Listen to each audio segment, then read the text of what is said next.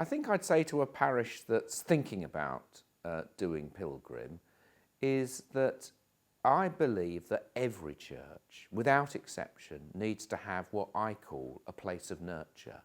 That's somewhere where people who are not yet Christians can come and find out about the Christian faith, and people who are Christians but are beginners, whether they're literally new to the church or they've been coming for years but don't really know much about their faith, there needs to be a place of nurture where people can learn, grow up in the faith, ask their questions, find out.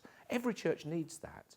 And I think I'd even go so far as to say, if you don't have anywhere like that, in what sense are you a church? Because, clearly, the Great Commission at the end of Matthew's Gospel is go and make disciples. So if a church isn't thinking about, so how do we make disciples? What are we actually doing to help people become disciples of Jesus Christ? Then actually there's something serious that's missing in the life of the church.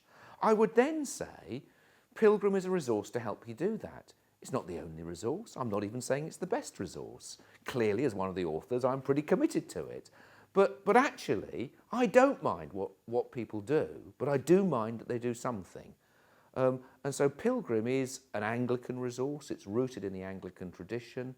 It's rooted in some of the ancient disciplines of the church about learning how to pray, learning how to read the scriptures prayerfully. It's a way of doing it that I think fits with the Anglican tradition, and therefore if you're a church that actually doesn't have a place of nurture, that knows that really you should be doing something about this but you're not quite sure what, I think you'll find Pilgrim an accessible resource, one that's relatively easy to get started with, and something which just kind of fits into the Anglican tradition.